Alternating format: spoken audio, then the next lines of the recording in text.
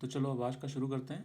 और आज के लिए तुम्हारा जो हेडिंग है, जो कॉन्सेप्ट तुम समझोगी, उसमें ये समझोगी कि जो हमारे पास गोला होता है, ठीक है, वो गोला दो तरह का हम लोग कंसिडर करेंगे।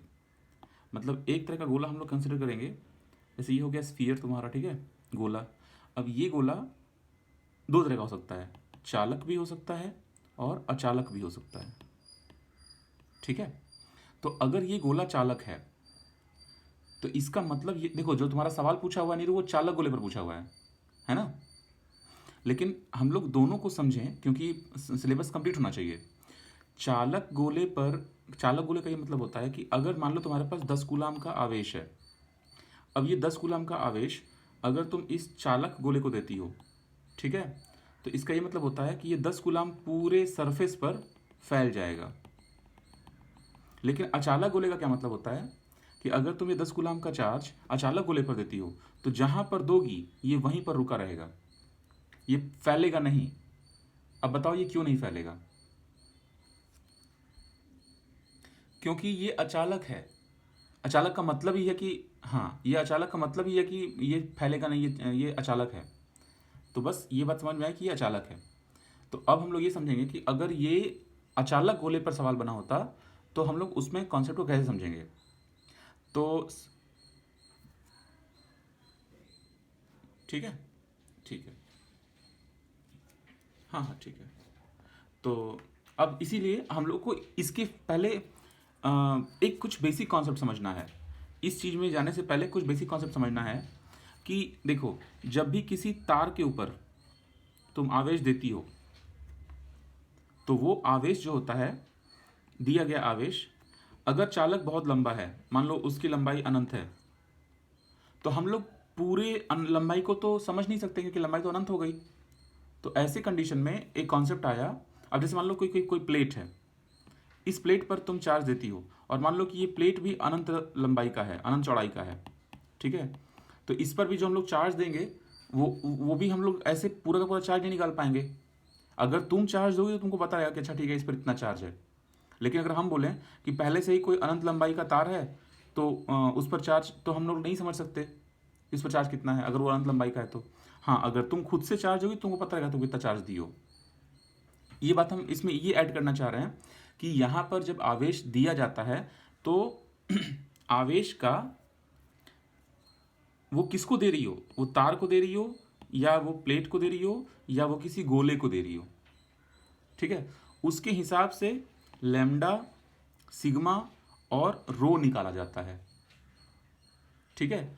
लैम्डा को कहते हैं लीनियर चार्ज डेंसिटी, इसको कहते हैं सरफेस चार्ज डेंसिटी सिग्मा को, और इसको कहते हैं वॉल्यूम चार्ज डेंसिटी, मतलब आयतन, ठीक है। ये डिपेंड करता है कि रो आयतन नहीं है, इसको चार्ज डेंसिटी कहते हैं। लेकिन किस मामले में? 3D के मामले में, मतलब जब वॉल्यूम पता हो, ठीक है। अब इसको निकालते कैसे हैं, देखो, इनका कॉन्सेप्ट सबसे पहले आया ही क्यों मार्केट में? क्योंकि हम लोग जब जब चार्ज इसको देंगे, किसी चालक आइटम को जब हम चार्ज देंगे, तो चार्ज पूरा फैल जाएगा ना।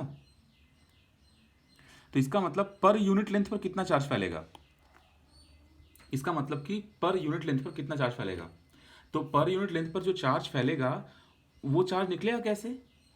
वो चार्ज हम ऐसे निकालेंगे ना कि भाई चलो ठीक है, पूरा चार्ज को हम डिवाइड कर देंगे लेंथ से, तो निकल जाएगा। उसी प्रकार इसमें जब तुम सरफेस चार्ज डेंसिटी निकालती हो, मतलब जब सरफेस पर कितना गया एरिया वाला, तो तुम उसको एरिया से डिवाइड करोगी पूरे चार्ज को। इसका मतलब अगर पूरे चार्ज को लेंथ से डिवाइड करोगी तो लेमडा आ जाएगा। तो कभी कभी सवाल में चार्ज ना दे करके उसकी लीनियर चार्ज डेंसिटी दिया होता है, लेमडा। तो ऐसे कंडीशन में हम लोग इस एल को लेमडा से मल्टीप्लाई कर देंगे तो चार्ज तो पता चल जाएगा। इसी प्रकार कई कई बार सिग्मा दिया रहता है, सरफेस चार्ज डेंसिटी, ठीक है, मतलब सरफेस पर कितना चार्ज गया है, सिग्मा। तो इसमें क्या करेंगे हम लोग, पूरा चार्ज जितना सप्लाई हुआ है उस चार्ज को हम लोग एरिया से डिवाइड कर देंगे, ठीक है। अब देखो एरिया कई तरह का होता है ना नीरू, ये तो प्लेट है, प्लेट के लिए एरिया अलग होगा, गोले के लिए एरिया एरिया अलग होगा, ठीक है।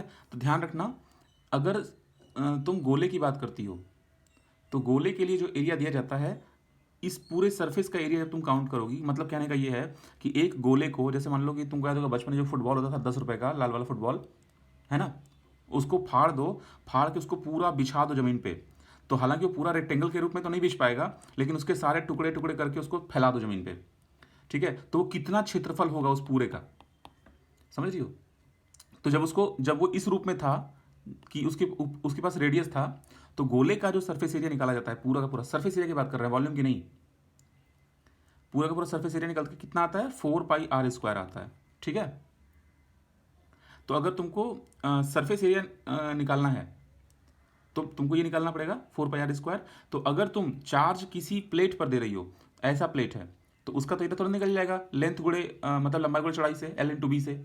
अगर सर्कल पर चार्ज दे रही हो तो उसका एरिया भी तुरंत निकल जाएगा πr² से। लेकिन अगर स्फीयर पे चार्ज दोगी तो भाई एरिया वहां भी तो है, तो वहां भी निकल जाएगा किससे, मतलब यहां पे तुमको एरिया लगाना है, एरिया से डिवाइड करना है, तो तुम चार्ज को एरिया से डिवाइड करो। एरिया क्या है, 4πr² है, हो गया काम। अच्छा, ये हम एक कॉन्सेप्ट समझा रहे हैं, ये तुमको अपने से पकड़ना चाहिए कि अच्छा किस तरह का सरफेस लिया गया था, 2D सरफेस था या 3D सरफेस था। एनीवे आगे बढ़ते हैं। ये जो रो है, अब इस रो की बात करते हैं। रो के टाइम में वॉल्यूम चाहिए। अब देखो वॉल्यूम, तो पूरे चार्ज को तुम वॉल्यूम से डिवाइड करोगी। तो फिलहाल हम लोग मतलब इलेक्ट्रिकल इंजीनियरिंग में ज़्यादातर गोले की ही बात करते हैं 3D में, शंकु और बाकी चीज़ों की बात नहीं करते। तो हम लोग क्या करते हैं कि एक बात और समझना पड़ेगा कि अगर स्फीयर है तो उस स्फीयर का आयतन कितना होगा भाई, वॉल्यूम। तो स्फीयर का आयतन तुम निकालोगी, अगर रेडियस r दिया है तो 4/3πr² वाले πr³ वाले फॉर्मूले से, ठीक। अब इसमें देखना बच्चे कैसे मिस्टेक कर सकते हैं। देखो, अगर तुम इसी गोले का सरफेस एरिया निकालोगी तो वो सरफेस एरिया आएगा 4πr²। सरफेस एरिया तुमको समझा दिए, समझ में आएगा सरफेस एरिया क्या होता है, ठीक है। लेकिन अगर तुम ये सोचती हो कि हम इस वॉल्यूम का आयतन निकालें, तो 4πr² मत कर देना, बाई 3 करना और r³ करना। अब इसमें सोचो तुम गलत कब करोगी। देखो रेडियस जो है वो स्क्वायर है, इसका तो कोई यूनिट होगा नहीं, इसका तो कोई यूनिट होगा नहीं, 4 और पाई तो अंक है, लेकिन जो r² है उसका यूनिट क्या होगा, मीटर स्क्वायर होगा ना, सॉरी मीटर स्क्वायर का यूनिट होता है भैया एरिया का। उसी प्रकार यहाँ पर तुम देखो 4/3 अंक है, इसका यूनिट होगा नहीं, पाई का यूनिट होगा नहीं, जो r³ है उसका यूनिट तो होगा ना मीटर क्यूब। मीटर क्यूब किसका यूनिट होता है, वॉल्यूम का। तो इस प्रकार भी तुम समझ सकती हो कि कौन सा फॉर्मूला कहाँ मिस कर रहे हैं, गलत नहीं होना चाहिए। तो यहाँ पर तुमको ये समझाए कि ये जो रो होता है वो Q/4/3πr³ से निकाल सकती हो, ठीक है। अब जरा इसको हम लोग बात समझते हैं। हम लोग फिलहाल जो टॉपिक लिए हैं वो अचालक गोले का टॉपिक लिए हैं, ठीक है। तो तुम्हारा टॉपिक क्या होना चाहिए, तुम्हारा टॉपिक ये होना चाहिए कि किसी अचालक गोले पर, मतलब इसको हम ऐसे लिख देते हैं, समरूप आवेशित अचालक गोले के कारण विद्युत क्षेत्र की तीव्रता। देखो विद्युत क्षेत्र की तीव्रता को शॉर्ट में मतलब रफली तुम विद्युत क्षेत्र भी कह सकती हो, इसको ई से दिखाते हैं। हाँ, अब देखो सबसे पहले हम लोग क्या करेंगे, हम लोग अपने विद्युत क्षेत्र की तीव्रता को चार्ज के टर्म में डिस्कस नहीं करेंगे, हम लोग उसको किसके टर्म में डिस्कस करेंगे, रो के टर्म में डिस्कस करेंगे। रो मतलब चार्ज डेंसिटी जो होती है आयतन वाली, ठीक है, समझ रही, हाँ ठीक है, चलो इसके टर्म में डिस्कस करेंगे। अब देखो हम लोग सवाल को समझेंगे कैसे। अगर क्या चीज तीव्रता, हाँ इसी को इलेक्ट्रिक फील्ड इंटेंसिटी है, ये इलेक्ट्रिक फील्ड इंटेंसिटी, इसको ई कहते हैं, ई से दिखाते हैं। तुमको हम कल की क्लास में बताए थे ना कि अगर एक सिर्फ एक पॉइंट चार्ज होगा तो वो तो अपने साइड अपने तरफ ई भेजेगा, तो उस ई का तो फॉर्मूला डायरेक्ट होता है KQ/r², ठीक है। लेकिन असल में लाइफ में पॉइंट इसका कोई चीज़ होता नहीं है, ये तो सिर्फ एक कॉन्सेप्ट है। रियल लाइफ में पॉइंट इसका कहाँ कुछ होता है, हमेशा कोई ना कोई ऑब्जेक्ट होगा। तो अभी हम जो पहला ऑब्जेक्ट हम लोग ले रहे हैं वो हम लोग वो ले रहे हैं, गोला ले रहे हैं। अब हम लोग को ये और कल तुमको बताए थे कि गॉस का जो प्रमेय होता है, गॉस लॉ, वो हेल्प करता है इलेक्ट्रिक फील्ड निकालने के लिए किसी भी चीज़ का। ठीक है, तो देखो चलो निकाल के देखते हैं ये कैसे कैसे निकलता है। तो इसमें कुछ कुछ चीज़ें तुमको नोट करनी पड़ेंगी। सबसे पहले देखो, अगर कोई गोला है, चाहे वो चालक हो चाहे वो अचालक हो, इसमें तीन तरह के क्वेश्चन बनते हैं। वो तुमसे पूछेंगे कि चालक के बाहर किसी पॉइंट को दे देंगे, वहां पर क्षेत्र कितना होगा। चालक के सरफेस पर पॉइंट दे देंगे, वहां पर चार्ज कितना होगा।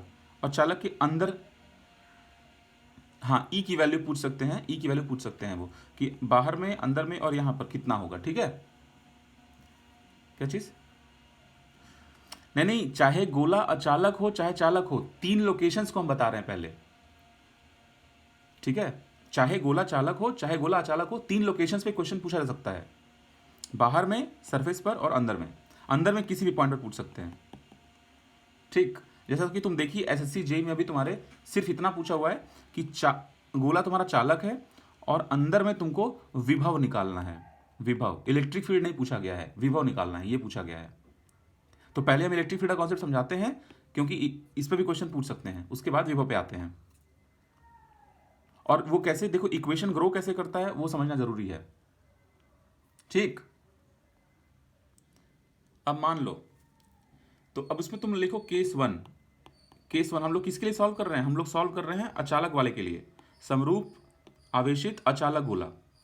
तो अचालक गोले के लिए देखो पहले ऐसे ही करना चाहिए, पहले हम लोग को अचालक गोले का तीनों समझना चाहिए, अंदर बाहर और सरफेस पर। वैसे ही चालक पर जाना चाहिए, अंदर बाहर और सरफेस पर। ये तुम्हारे किताब में भी लिखा होगा जब तुम इलेक्ट्रोस्टैटिक्स देखोगी तो। देखो अब क्लास वन, केस वन लेते हैं। केस वन को कैसे लेते हैं? इसमें केस वन का पहला लेंगे, जब पी बिंदु गोले के बाहर हो। बाहर हो मतलब इस गोले का रेडियस, खुद का रेडियस आर मान लेते हैं, लेकिन हम लोग किसी पॉइंट पी पर निकालने के लिए चलते हैं। तो ये पी पर, यहां से सेंटर से इसका डिस्टेंस हम लोग मान लेते हैं आर, और हम लोग देंगे r is greater than r. अब इस कंडीशन में क्या करेंगे? ये जो छोटा आर है, सेंटर से उस बिंदु का दूरी है जहां पर तुम ई निकालना चाहती हो।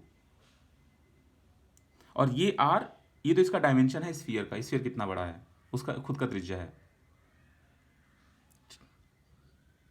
हाँ, ये ई हम लोग असल में कर क्या रहे हैं? हम लोग क्या करना चाह रहे हैं? हम लोग ई तो निकालना चाहते हैं। हाँ, इलेक्ट्रिक फील्ड की इंटेंसिटी, तीव्रता, ई निकालना चाहते हैं। ठीक है, तो अब देखो उसके लिए हम लोग क्या करेंगे, बहुत इजी तरीका है। हाँ बोलो। हाँ, ये यहां पर ये बता रहा है कि तुम्हारा पॉइंट जो है वो बाहर है, तभी ना इस आर का वैल्यू आर से बड़ा है। मतलब हमारे पॉइंट की दूरी कितनी है सेंटर से? हाँ, अब देखो, तो तुम सबसे पहली बात ये समझो कि जब P बिंदु गोले के बाहर स्थिर होगा, और इस कंडीशन में P बिंदु पर किस प्रकार हम लोग क्षेत्र निकाल सकते हैं। क्षेत्र मतलब, असल में हम हिंदी आप बोलने में गड़बड़ा जा रहे हैं, क्योंकि हिंदी में हम इसे पढ़ाते नहीं है, लेकिन चलो थोड़ा थोड़ा आ रहा है, धीरे धीरे आ रहा है। ठीक है, तो चलो ठीक है। अब तुम ये समझो कि पूरा इस पी बिंदु के लिए, इस पी बिंदु के लिए पूरा आवेश कितना हुआ जो कि इसके ऊपर इलेक्ट्रिक फील्ड लगाएगा? पूरा आवेश तो इतना हुआ ना, क्यू आवेश हुआ है ना। मतलब इस गोले का हर एक कण जो है इसको अफेक्ट करेगा ना, इस पी बिंदु को। तो आवेश तो पूरा क्यू हुआ इस पी बिंदु पर असर डालने के लिए। ठीक है, अब तुम ये जानती हो कि जिस पॉइंट पर हम लोगों को, अब देखो तुम ये समझोगे कि गॉस लॉ काम कैसे करता है। यहां पर जिस भी बिंदु पर तुमको निकालना होगा इलेक्ट्रिक फील्ड, उस बिंदु से गुजरता हुआ एक गॉसियन सरफेस ड्रॉ करोगी। मतलब ये तुम्हारा गोला है, ये तो वो गोला है जिसको चार्ज किया गया है, जिस पर क्यू चार्ज डाला गया है। अब इसका खुद का रेडियस आर दिया गया है। अब हम लोग चाहते हैं कि इस गोले की वजह से किसी बिंदु पी पर, जो कि स्मॉल आर दूरी पर है, इलेक्ट्रिक फील्ड कितना होगा। ठीक है, तो अब इस बिंदु पर इलेक्ट्रिक फील्ड निकालने के लिए हम लोगों को एक गॉसियन सरफेस ड्रॉ करना होता है। इलेक्ट्रिक फील्ड निकालने के लिए बोल रहे हैं ना। अरे अभी तुमको यहां पे हम बोले ना, यहां पे कि विद्युत क्षेत्र की तीव्रता को रफली विद्युत क्षेत्र भी कहते हैं। या तो तुम इलेक्ट्रिक फील्ड बोलो या तो इलेक्ट्रिक फील्ड इंटेंसिटी बोलो, वो लूजली दोनों बात बराबर हो जाती है। ठीक है, अब देखो, तो वही है, इस पॉइंट पर निकालना है, तो उसके लिए क्या करेंगे हम लोग, गॉसियन सरफेस ड्रॉ करेंगे। गॉसियन सरफेस क्या होता है, गॉस का सरफेस इमेजिनरी सरफेस होता है, ये रियल में नहीं होता वहां पे, बस हम लोग इसको ड्रॉ करते हैं। क्यों ड्रॉ करते हैं, क्योंकि कल हम गॉस लॉ में पढ़ाए थे कि किसी क्लोज चीज से कितना फ्लक्स गुजरता है वो गॉस बताए थे। वो फ्लक्स कितना गुजरता है, क्यू बाई एप्सिलॉन नॉट, इसी को हम लोग कहते हैं फ्लक्स। तो इसका ये मतलब हुआ कि अगर यहां पर कोई इमेजिनरी सरफेस होता तो इस सरफेस से कितना फ्लक्स गुजर रहा होता, वो फ्लक्स इस चार्ज के डिवाइड बाई एप्सिलॉन नॉट के बराबर होता। इसका मतलब जो फ्लक्स हमारा निकलता वो किसके बराबर होता, इस पूरे चार्ज के डिवाइड बाई एप्सिलॉन नॉट के बराबर होता। ठीक, तो ये लिखो पहला इक्वेशन जो कि किससे आ रहा है, गॉस लॉ से आ रहा है। अब देखो, फिर तुमको लिखना है कि इस गोले का सरफेस एरिया कितना होगा भाई, कौन सा सरफेस एरिया, ये सरफेस एरिया कितना होगा, उसको लिख दो एस, या फिर पूरा लिख दो, सरफेस एरिया ही लिख दो पूरा का पूरा, सिंबल एस दे दो और लिख दो 4πr² होगा। स्मॉल आर नहीं लिखना, कैपिटल आर लिखना। हाँ सॉरी, कैपिटल आर मत लिखना, स्मॉल आर लिखना। क्यों, ये जो गोला ड्रॉ किया जा रहा है यहाँ पे, इमेजिनरी गोला, ये इमेजिनरी गोले का खुद का रेडियस कितना हुआ, स्मॉल आर ही हुआ ना। तो अब ये स्मॉल आर वाले का अगर हम लोग मतलब ये पूरा का वो निकालेंगे, सरफेस एरिया निकालेंगे, वो कितना आएगा।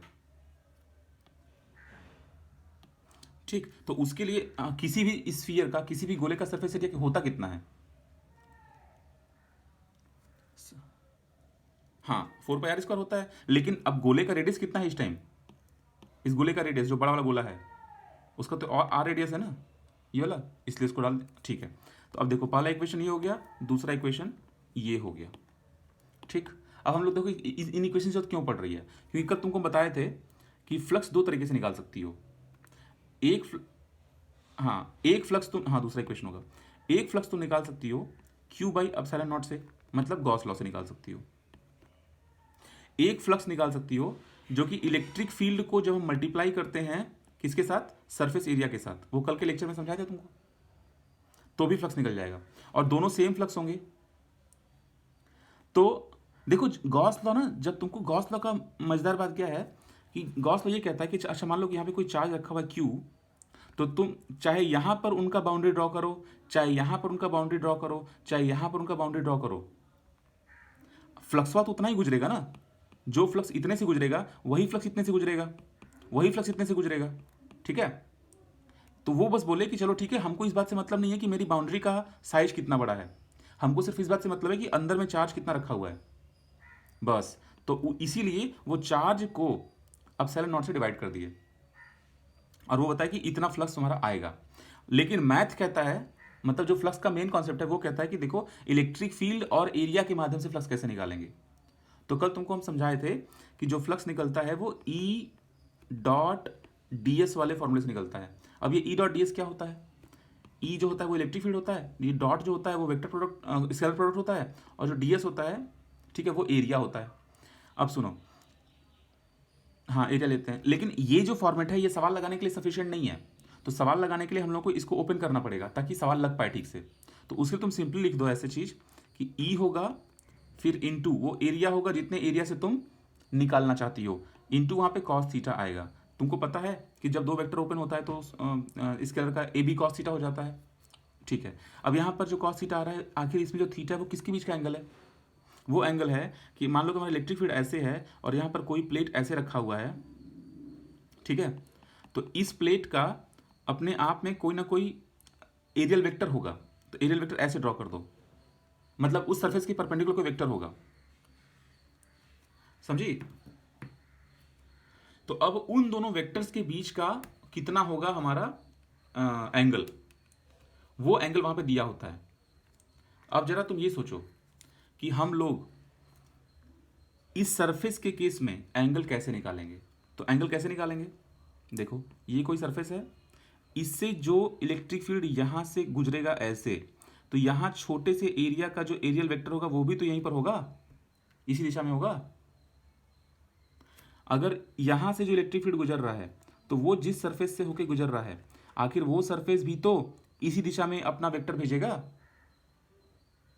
मान लो कि कोई इलेक्ट्रिक फील्ड ऐसे है और हम वहां पर एक ऐसा प्लेट रख देते हैं, बिल्कुल सीधा प्लेट, तो उस प्लेट का भी तो इसी दिशा में होगा एरियल वेक्टर। कहने का मतलब है कि इस केस में जो थीटा होगा वो थीटा जीरो हो जाएगा, क्योंकि दोनों पैरेलल हैं, एरियल वेक्टर भी और ई भी।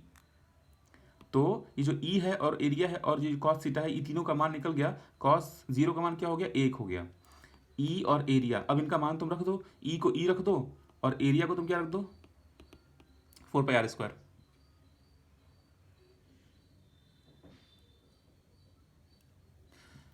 हाँ ठीक है।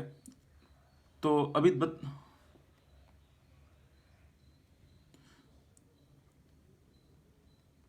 हाँ तो पहली बार तुम ऐसे कर रहे हो इसलिए तुमको थोड़ा थोड़ा दिक्कत हो रहा है, क्योंकि ये सब बहुत ज़रूरी है। अभी देखो यहाँ पर तुम अगर फ्लक्स निकालने में दिक्कत होगा तो फिर अगर हमको इक्वेशन ही मैच करने पे क्वेश्चन आ गया तो इक्वेशन कैसे मैच करेंगे? फिर दिक्कत हो जाएगी ना। इसलिए कंप्लीट स्टडी करना बहुत ज़रूरी है। अब जब ऐसे पढ़ा रहे हैं तो बहुत अच्छे से पढ़ो, और जो जो चीज़ें भूल रही हैं उसको रिवाइज करते रहो, तभी वो याद रहेंगी।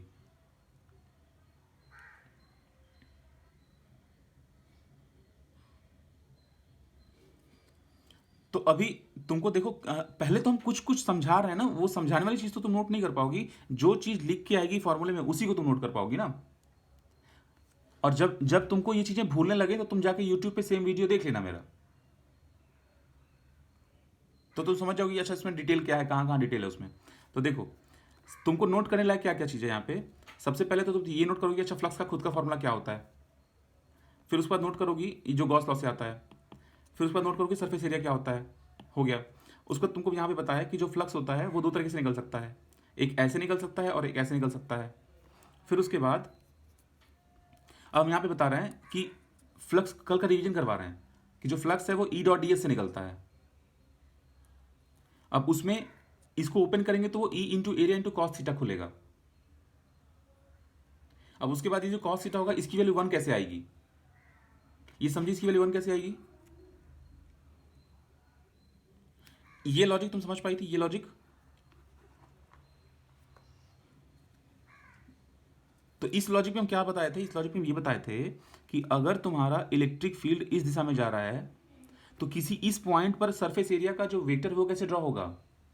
अगर मान लो कि कोई कर्व ऐसे है, इस कर्व में तुम यहाँ का एरिया ले रही हो, तो इस एरिया एक तरीके से इसको स्ट्रेट लाइन मान लिया जाएगा, तो इसका एरियल वेक्टर जो होगा वो बाहर की दिशा में होगा, परपेंडिकुलर होता है एरियल वेक्टर हमेशा।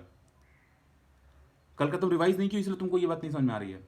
अब उसके बाद जो यहाँ से जो इलेक्ट्रिक फील्ड गुजर रहा होगा इस सरफेस से, वो ऐसे नहीं गुजरेगा। अगर ऐसे गुजरता तो थीटा का मान दिया होता, वो ऐसे गुजरेगा, मतलब रेडियली आउटवर्ड निकलते हैं ये लोग, रेडियस से आउटवर्ड निकलते हैं इलेक्ट्रिक फील्ड, ठीक है। तो बस जो भी सरफेस तुम कंसीडर करोगी उस सरफेस पर ई की वैल्यू भी और आर की वैल्यू भी दोनों सेम दिशा में होगी ना, मतलब ई और डी एस दोनों सेम दिशा में होगा। तो जब ई और डी एस सेम दिशा में होगा तो इनके बीच का एंगल जीरो हो जाएगा ना। तो यहां पर कॉस थीटा क्या होता है? वही तो होता है, उनके बीच का एंगल निकाल दो, तो जीरो एंगल है तो कॉस जीरो का मान एक हो जाएगा। और एरिया निकाल दो, कौन सा एरिया निकालो? जिस एरिया की हम लोग बात कर रहे हैं, जो अभी जो ड्रॉ किए गॉसियन सरफेस, उसका एरिया 4πr² डाल दो, वही यहाँ पे निकलवाए हुए हैं, ठीक है, 4πr²। अब उसके बाद ये ई का मान हमको निकालना है। अब देखो तुम्हारा फ्लक्स का दो फॉर्मूला तुमको मिल गया। एक फ्लक्स का फॉर्मूला तुमको मिला गॉस लॉ से, वो मिला तुमको Q/ε0। एक फॉर्मूला तुमको मिला अभी अभी जो कि ई इंटू एरिया, एरिया कितना था? 4πr² था। अब दोनों ही सेम फ्लक्स है, बस बताने का तरीका अलग अलग है। गॉस बता रहे हैं कि इतना होगा और हम लोग मैथ से निकाल रहे हैं तो इतना आ रहा है। अब दोनों को इक्वेट कर दो। इक्वेट कैसे करेंगे? E into 4πr² is equal to Q/ε0। जब तो इसको इक्वेट कर दो तो ई का मान आ जाएगा। ई का मान कैसे आ जाएगा? Q/4πε0 into r², right. अब देखो ये जो फॉर्मूला निकल के तुम्हारा आया, ये फॉर्मूला कहाँ के लिए आया है? ये फॉर्मूला आया है ऐसे पॉइंट्स के लिए जो इस आर दूरी पर है, मतलब बाहर के पॉइंट्स के लिए का फॉर्मूला आया है, ठीक है, बाहर के पॉइंट्स के लिए। अब इसी फॉर्मूले को इस प्रकार मॉडिफाई किया जाए। अब तुम देखो इनका इनका वेरिएशन समझो। अगर वो तुमसे पूछ दिया कि ई और आर के बीच का वेरिएशन कैसे होगा, ठीक है, तो उसको हम लोग कैसे बताएंगे, ई और आर के बीच का वेरिएशन कैसे होगा। तो तुम देख देख पा रही हो, ये ई है और ये आर है, ये कैसा वेरी कर रहा है, ये एक तरीके से पैराबोलिक शेप ले रहा है, मतलब कुछ ऐसा जा रहा है। मतलब तुम देखो, आर इधर बढ़ेगा तो ई घटेगा, लेकिन वो स्ट्रेट लाइन से नहीं घटेगा, क्योंकि यहाँ पावर देखो, पावर यहाँ पे एक है, यहाँ पावर दो है, मतलब ई प्रोपोर्शनल 1/r² दिख रहा है। हाँ, तो इस प्रकार हम समझ सकते हैं कि ये अच्छा ई का वैल्यू r² से कैसे रिलेट करता है। तो ये तुम्हारा ऐसे घटेगा। तो बस तुम अब फटाफट ये सारी चीज़ें नोट कर लो, ये नोट कर लो, मतलब स्टेप 1 से आ जाओ। पहले ये नोट कर लो, फिर ये नोट कर लो, ठीक है।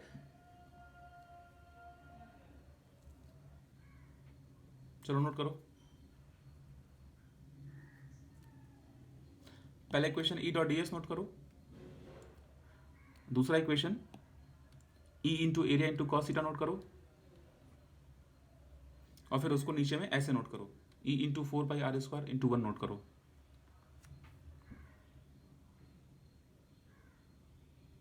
ठीक है। हाँ, अब तुम क्या करो,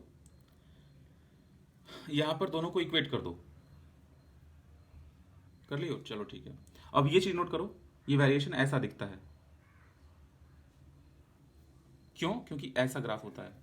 इसमें साफ साफ देखो, अगर आर का मान तुम बढ़ाती जाओगी तो पहले तो वर्ग हो जाएगा, उसके बाद डिवाइड करोगे तो व्युत्क्रमानुपाती जैसा हो गया कुछ। तो ये इसको तुम हिंदी में समझोगी तो कैसे समझोगी, इसका जो वेरिएशन है ना, वो आर के वर्ग के व्युत्क्रमानुपाती रिलेशन है इसका। हाँ, अब हम लोग दूसरा केस लेंगे, केस 2। केस 2 में हम लोग क्या लेंगे कि हम लोग देखो, केस 2 में हम लोग क्या लेंगे, अभी हम लोग बाहर का लिए, अब हम लोग एग्जैक्टली सरफेस का लेंगे। केस 2 मतलब r बराबर r, मतलब हम लोग अब किस प्रकार के बिंदुओं में इंटरेस्टेड हैं, जो सरफेस पर हों। सरफेस को हिंदी में क्या बोलते हैं, हम भूल गए हैं, सतह, सतह, सतह पर। ठीक है। अब देखो, जब इसको हम लोग सतह पर लेके स्टडी करेंगे तो बहुत आसान तरीके से हम लोग का सवाल लग जाएगा, बस आर को तुम आर से रिप्लेस कर दो। ये हो गया तुम्हारा स्फीयर। पहले हम लोग यहाँ की गणना कर रहे थे, अब हम लोग सरफेस की गणना कर रहे हैं। इसका मतलब पहले जो तुम्हारा आर स्मॉल आर यहाँ था, अब वो घटते घटते घटते घटते कहाँ गया, सरफेस पे ही आ गया, मतलब आर बराबर आर हो गया अब। ठीक है, तो फॉर्मूले जो तुम्हारा ई का फॉर्मूला तो निकला है Q/4πr², इसमें तुम इस आर की जगह क्या रख दो, इसका खुद का आर रख दो, ई बराबर Q/4πr² रख दो। ये आर तो उसका असली लोकेशन है बिंदु का ना, ये छोटा वाला आर है। अब बिंदु कहां पे माना जा रहा है, अब सतह पे माना जा रहा है, तो इसलिए अब इस आर को इस आर से रिप्लेस कर दिए। ठीक है। हाँ, अब देखो, हम लोग यहां पर क्या क्या देख पा रहे हैं कि ये चार्ज भी कांस्टेंट है, और ये स्मॉल आर भी कांस्टेंट, मतलब ये रेडियस भी कांस्टेंट है, बाकी सब तो कांस्टेंट है ही। तो अब इससे हमको क्या अंदाजा मिल रहा है, ई की वैल्यू को लेकर के तुमको क्या अंदाजा मिल रहा है।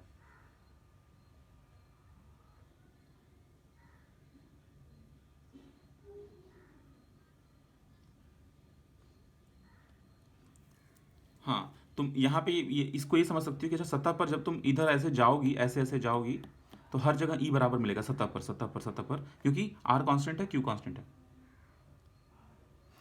ठीक है, समझ में आ गई नहीं ये बात।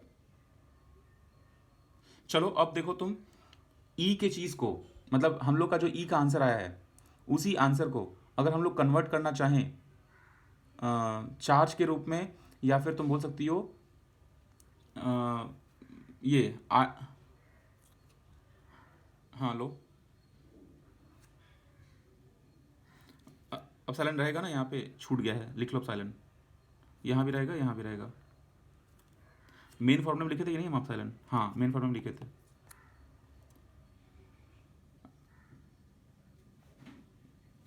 हाँ बस आर बदला है, क्योंकि हम पॉइंट को सिर्फ शिफ्ट करके आर पे ला रहे हैं ना, इसीलिए सिर्फ आर बदला है।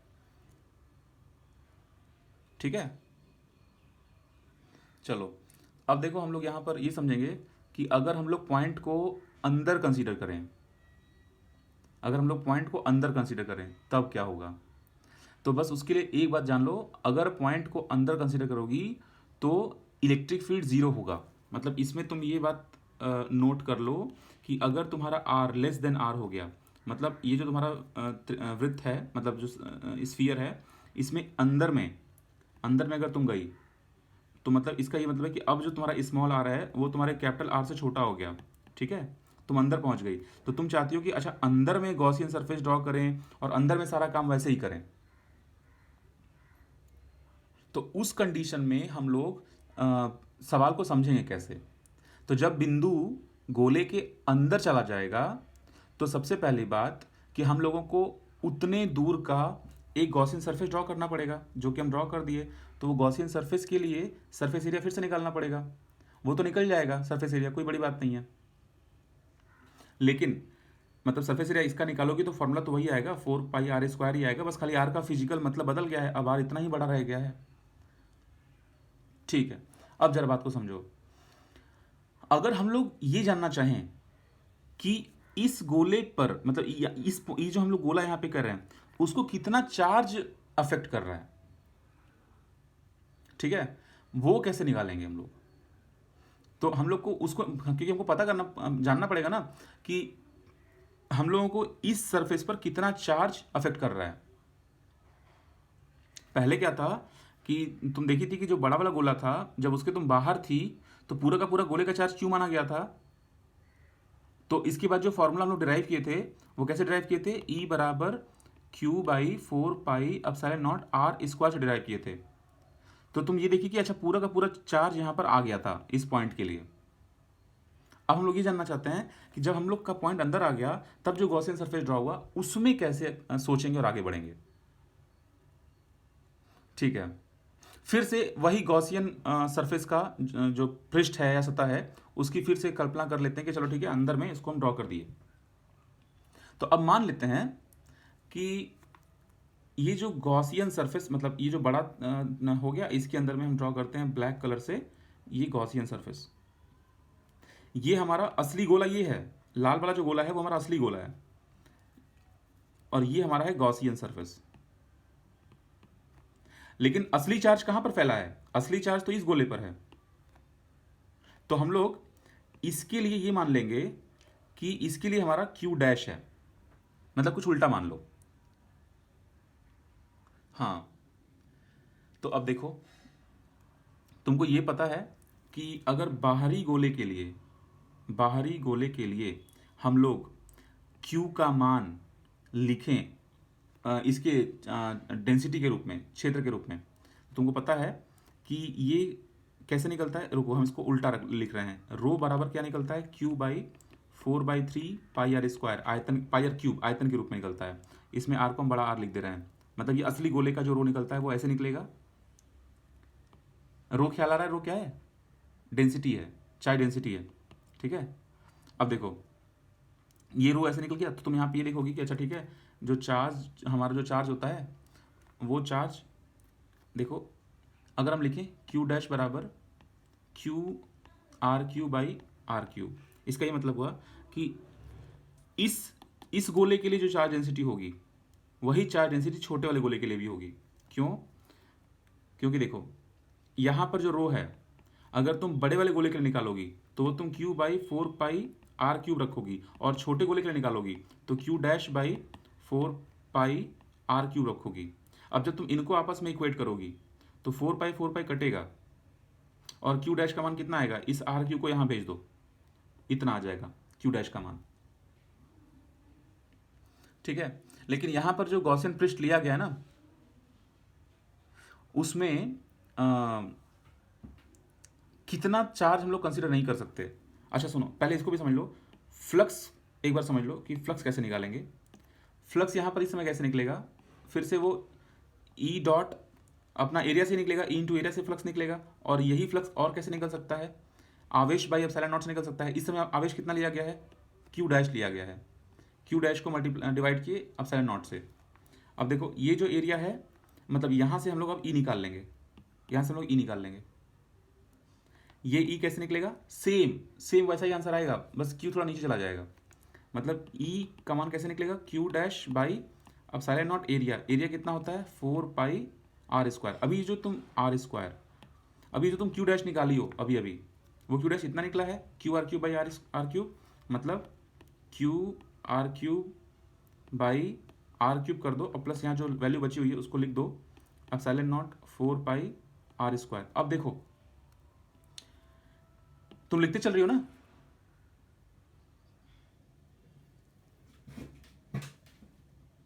अच्छा ठीक है, तुम यहां से लिखना शुरू करो। कहां से छूटा है तुम्हारा,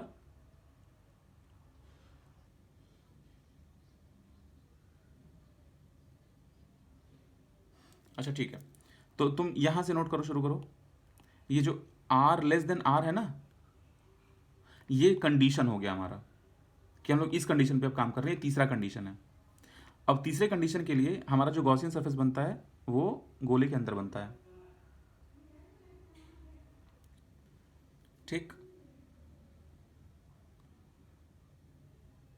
बना लो।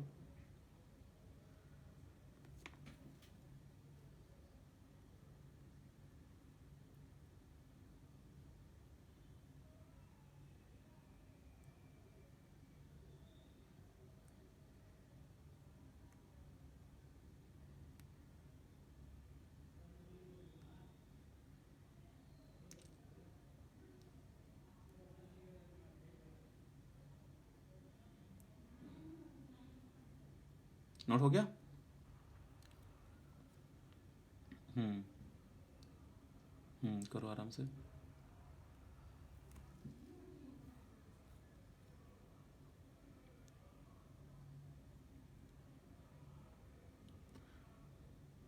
ये चीज़ तुम्हारा लिखवाया गया था इसके लिए, बड़े गोले के अनुसार, अभी जो केस 1 में हम लोग प्रूव किए थे, इसको नोट कर लो।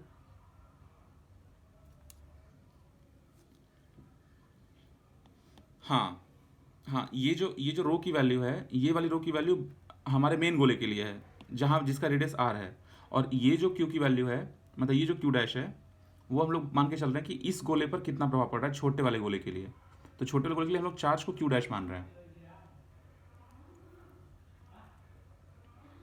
तो इन दोनों को इक्वेट किए तो क्यू डैश की वैल्यू इतनी आती है, Q R cube divide by are cube.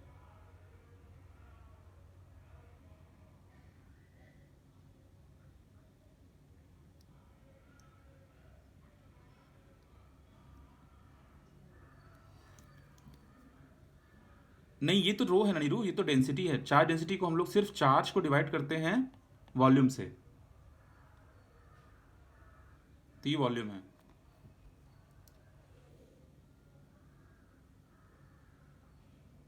ठीक है, अब तुम देखो कि अगर हम, हाँ अब तुम डायरेक्टली इस फॉर्मूले पे आ जाओ कि हम लोग इस फाई को लिख दिए phi dash by epsilon naught, और एक फॉर्मूला होता ही है ई इंटू एरिया वाला, इन दोनों को इक्वेट कर दिए।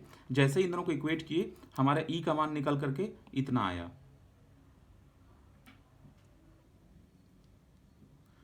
Q dash by epsilon not. इसको भी नोट करो, ठीक है। अब देखो, अरे यार ये तो मेरा, ये डिस्चार्ज हो गया। अच्छा वो हम देख नहीं पाए, डिस्चार्ज हो गया।